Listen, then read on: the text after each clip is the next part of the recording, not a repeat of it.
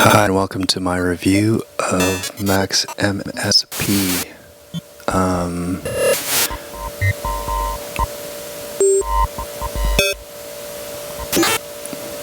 Okay, a Max MSP. I've had Max MSP since 2014. That's when I got it. About a year ago or almost 2 years ago. Something like that. So why did I get Max MSP? Max MSP is from a company called Cycling 74, and they make a program called Pluggo. They don't make it or support it anymore. I don't think they sell it anymore. But Pluggo was a collection of VST plugins, about 100 of them, where you could. It's basically like a toolkit, including instruments where you could take each of the VST effects, you could chain them together. I was using it in a program called Traction, and in Traction they had something called racks, and you could actually connect up instruments in racks. I'm pretty sure they still have that in Traction. Don't know what the new version of Traction is like, but that feature was sort of unique to Traction. So you could actually connect up inputs and outputs in various and different ways from different VST effects and create racks. And so anyways, way back 7 or 8 years ago, that was what I was using. I was using Pluggo in Traction. And then went from Windows XP to Windows Vista to Windows whatever to Windows 7 to Windows 8 to Windows 10, and then Pluggo doesn't work anymore. Of all the 100 plugins, maybe 12 work now under Windows 10. So anyways, and that's why I love Pluggo so much, because for people that like experimenting with sound, Pluggo allowed you to do pretty much amazing things to create different types of audio. You could just basically experiment to your heart's delight, kind of thing. So anyways, really kind of sad that I couldn't get Pluggo to work in Windows 10 or Windows 7 or Windows 8. So, and there's really nothing like it out there.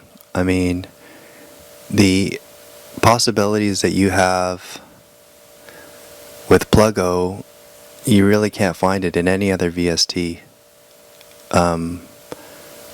So anyways, back to Cycling 74, the company that created Pluggo. And they had that other program, Max MSP, but it looked pretty daunting. It's very, you need to dedicate a lot of time to understanding how to use it.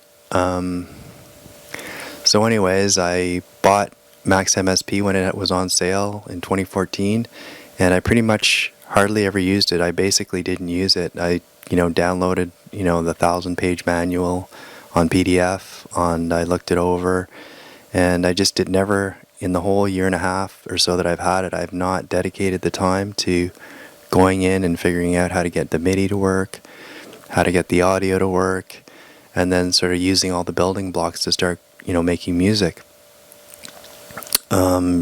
It's kind of, for the lazy person that can just pop open a VST and start making music, you really have to devote the time to want to dive into Max 6. So anyways, if you'll notice in my videos that I made a video of Tasman by AAS, and I was always interested in AAS, Applied Acoustics, and they had a sale and I got their Tasman for about $100, and it's another modular synthesizer. Like Max 6 could be considered a modular synthesizer in a way.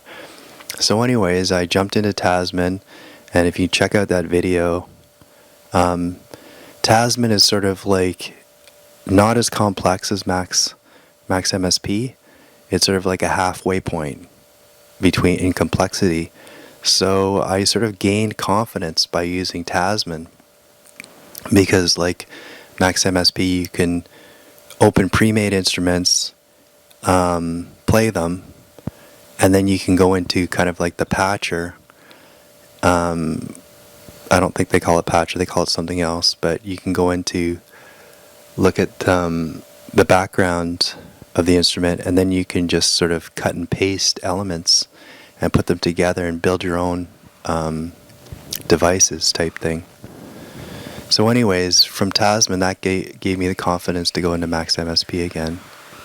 And I've got Max 6. They're up with Max 7 now, and I can't really comment on Max 7. I can only speak on Max 6.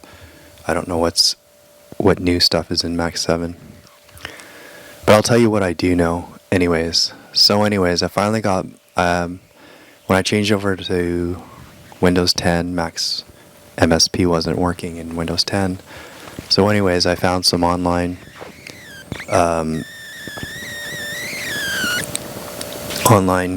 stuff to tell me how to fix everything. So you basically have to locate the preferences folder, delete it, do the Windows uninstall of Max, and then download a fresh version of Max and reinstall, and it should work. So now that I finally got Max running,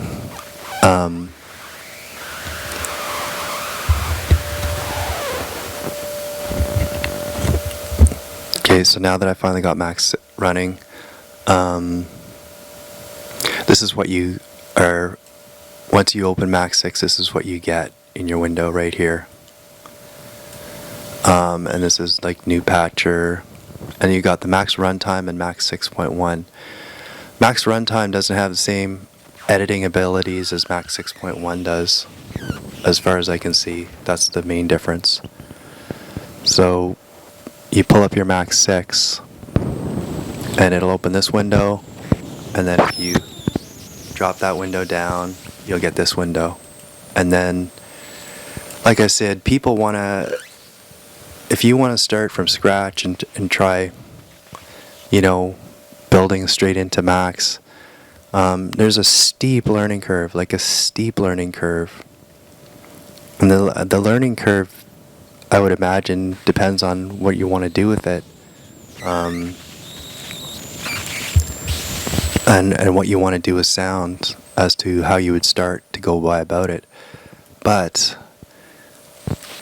the great thing is like Tasman, there's a built-in library of objects and things like that, and instruments that you can open right in Max, and get going. And they have Max for Live. I don't have Max for Live, and Max for Live, it's the same thing. They have a whole bunch of instruments you get. I don't know I haven't used Max for Live, but they've got a lot more, I think, instruments ready to go that you can use in Ableton, but you're restricted to using Ableton Live. But I don't have Ableton Live. I'm not an Ableton Live user, so that's why I just got the regular Max here. And so anyways, you can file, open, and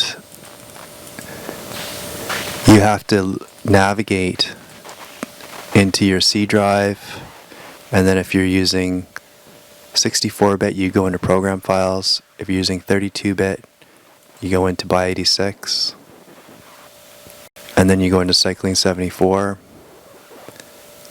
Max 6.1, examples, and then you have a whole list of examples. And we'll start out with, I'm just going to show you two. I'll show you FM synth. So here's an FM synth object, and you can see, you can view the word in the presentation view, and then you can view the sort of complex element view right here. So we'll go back to presentation view. It's kind of beautiful the way it morphs like that. And then it's probably not going to work right away because you have to get your audio working. So options, audio status, turn it on, and you've got a bunch of drop-down windows, so you can choose your driver and other things. And then you should have audio. There we go.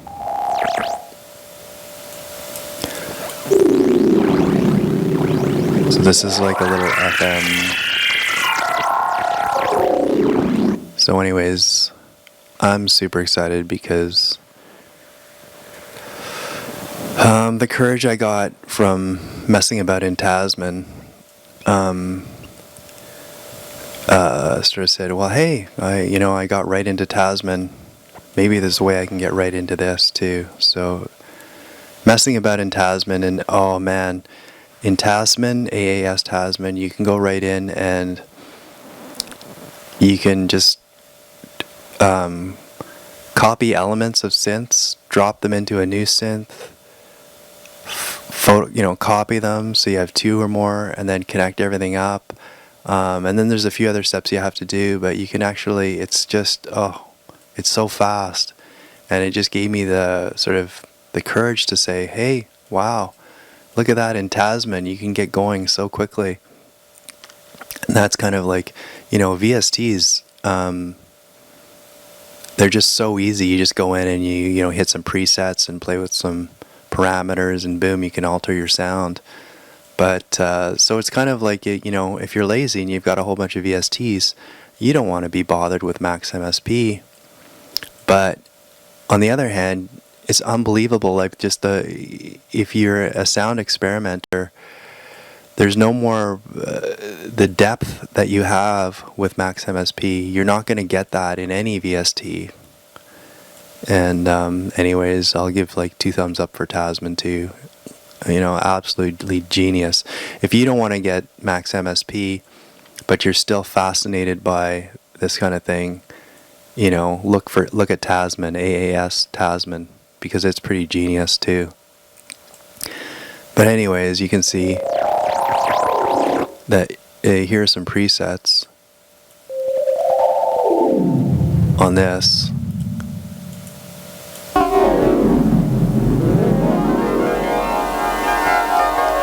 Okay, and now I'll just show you something, another window. Okay, let's go back into our samples, and you can go through the whole library. A lot of them are just a lot of them just sort of, they're not musical, they're just sort of noise oriented. I don't want to say they're noise oriented, but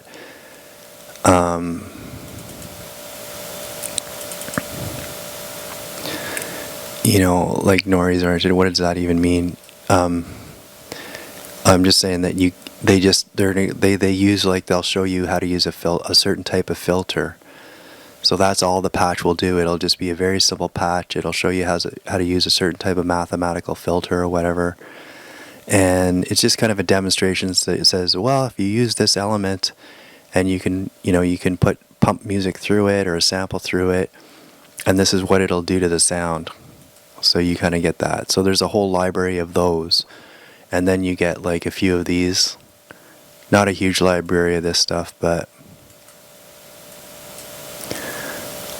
let's see if we can get it going. Presets. Here we go. So here's sort of a sequencer. So really, I mean, with all these building blocks in Max MSP, you could put together sequencers, samplers. It's really almost up to the imagination what you could do with it. You could be as musical or unmusical as you want to be. And once you actually create your Frankenstein instrument, you can sometimes you can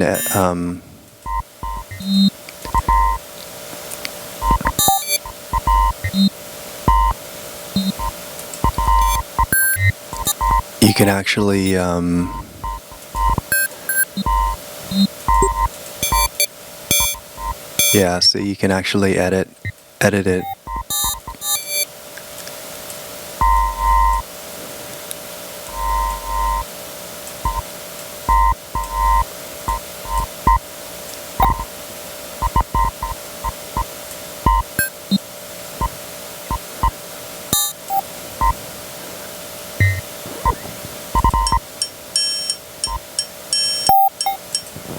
You can edit it.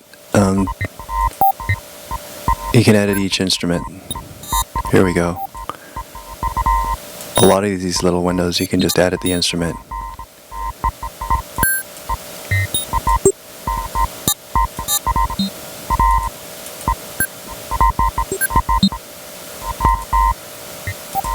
And you can write presets. So basically, yeah, I mean, you can use it, you could create your own presets, create your own little, you can have your own little, you know, at the end of some really intense working with Max MSP, you could create basically your whole set of instruments and effects right in a Max MSP, and you don't have to go into any other programs, so you could basically do entire compositions on it. And there are, you know, there's lots of music out there that's, I'm pretty sure, has been created entirely on Max MSP. And there's also visual elements too. So anyways, I hope you like this video. And yeah, if you're thinking, if if VSDs are just not cutting it for you, and you're still, and put it this way, I mean, if it's quite pricey for Max MSP, I think it's around $300. But if you were to want to do the same thing with hardware gear, I mean, I don't think you even have the same flexibility with hardware, because with software, say you want to try something, you want to, create some new sort of synthesis, you don't have to sort of, start with circuits to do it. I mean, you can just use elements of software to do it. So yeah, I mean, I think this is it's pretty cutting edge. And yeah, if you, like I said, if VSDs aren't just doing it for you, then check out Max MSP and Tasman, because hey, every hobby you have to spend money to get into a hobby. So definitely, I am glad that I bought this software, because it's I can foresee hours of I had so much fun with Pluggo that I imagine that I'm gonna have amazing amounts of fun with this. So I hope you enjoyed this video, and I hope it kind of gave you a little bit of an idea of what you can do with this. Alright, have a good Happy New Year 2016.